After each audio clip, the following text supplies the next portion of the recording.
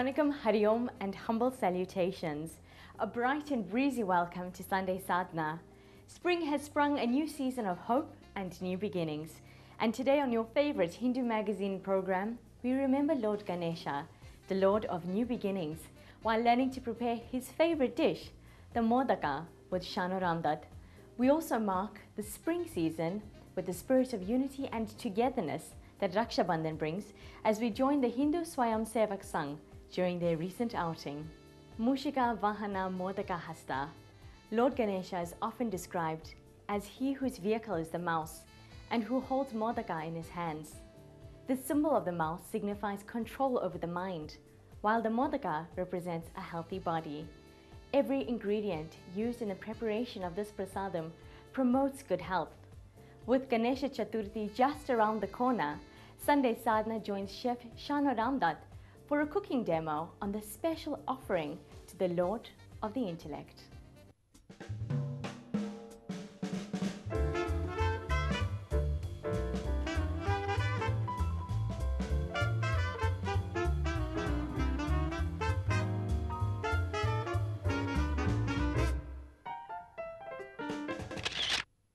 Good morning and Prem Namaste to all our viewers. Usually around this time in India, just after the monsoon rains, we have lots of sickness and disease. In order to rid ourselves of this disease and sickness, we prepare a most sacred dish called the Modak in order to please Lord Ganesha.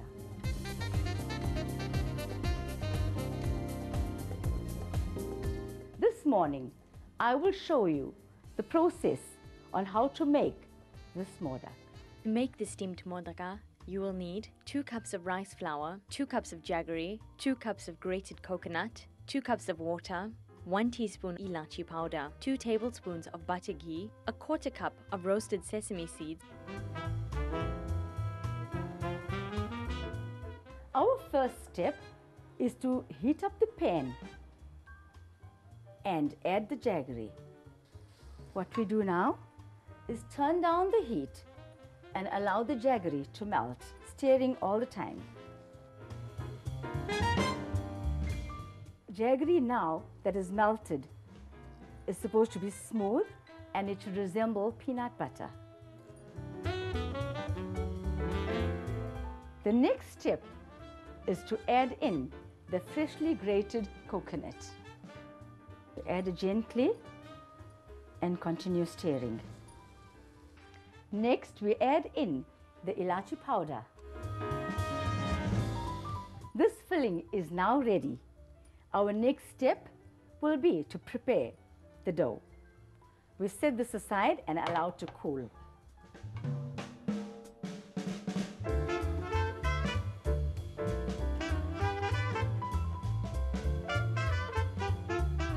To make the dough, bring 2 cups of water and 1 teaspoon butter ghee to a boil on the stove.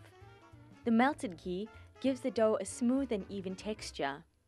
Once the water has boiled and the ghee has melted, reduce the heat and add the flour. Cook the dough on low heat while stirring. As this mixture cools, you add in your til seeds.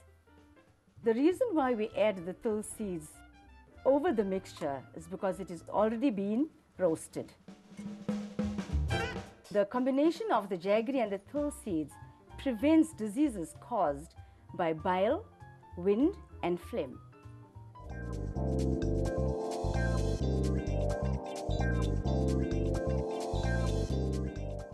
You allow this dough to cool for a few minutes and then you drop it into a dish.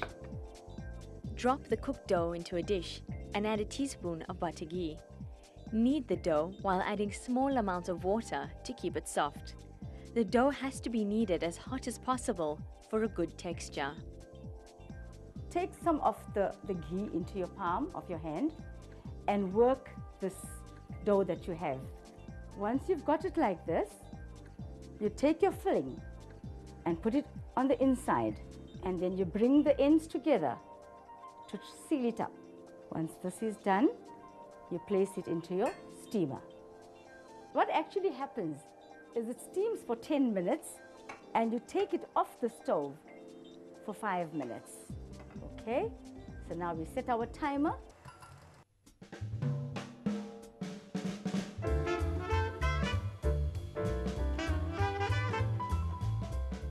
And now it is ready.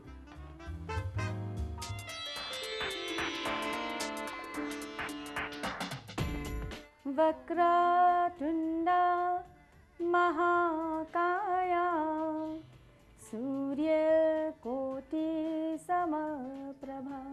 Jai Ganesh, Jai Ganesh, Jai Ganesh Deva, Mata Jaki Parvati, Pita Mahadeva.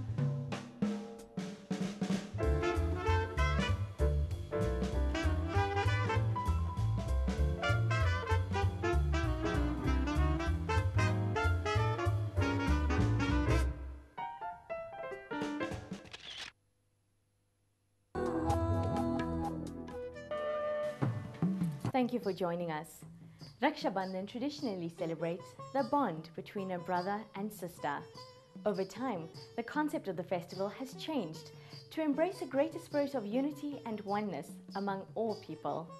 The Hindu Swayam Sevak Sangh and Sevaka Samiti recently promoted this ideal of oneness during their Raksha Bandhan celebrations in Durban, and Sunday Sadhana was there to find out more.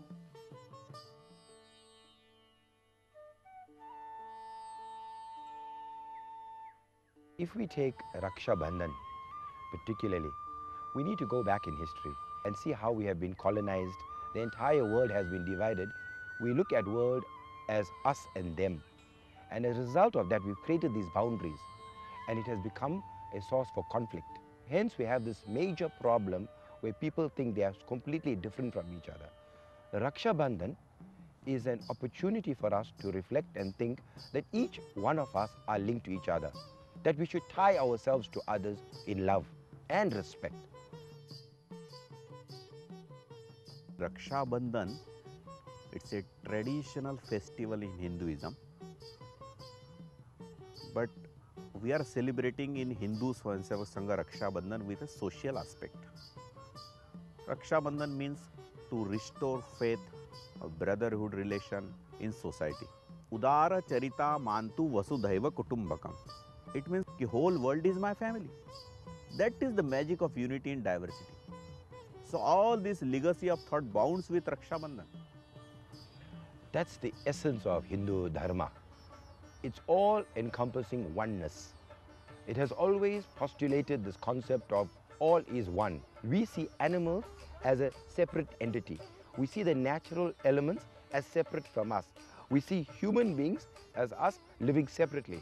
Now, with this distinct compartmentalized relationship, we do not have any connection. We have various activities in Shaka that's for the mental, physical, emotional, spiritual development of the people attending, like care, let's say, for example. Games are a way of keeping us happy. While games also keep us interested, they also help to build bonds of friendship between individuals. Game is you have to follow my word but not action. If I said, Papa, what you will do? Yeah. Okay. It's only a physical manifestation when we tie the Rakhi. But the more important thing is the love that one shows over the other and the respect that they have for each other. And of course, the overarching principle behind this is one of protection, that we will see out for each other and protect each other. It has been mentioned in human right. So they declare in the human right that every human being born free and has equal right and dignity. So we must respect each other. That is the solution. Constantly when we get up in the morning, we ought to be thinking and feeling about this earth that we go through, this Mother Earth that we walk on, that we should use sparingly what we need and then give back to her. So this constant contact with them, even with regards to animals, etc. We cannot afford to create pain for anybody. So Vasudhaiva Kutumbakam is nothing more than telling that everything on this earth, from plant life to animal life to human life, all is sacred and all are one and interconnected. As a human being, if we realize this potential within us, we will realize that we are nothing more than God. We have a lot of games We have yoga and Vyayam yoga. It's activities that's done in a group. Its purpose is to have coordination amongst individuals. We try to incorporate all of this in the session in small parts, and that way we cover a whole spectrum of activities.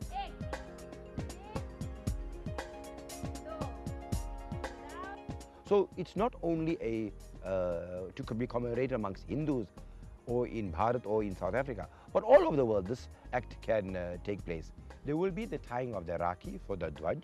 The Dwaj is our symbol of our Guru. As I said, this is just a small example of what should be happening in the wider world. That increase faith, purity, piousness, and that is the real ideal Hinduism. So no hatred, no jealousy, world is one family. Though people are following different ways of worship, that message we want to inculcate with the help of Raksha Bandhan.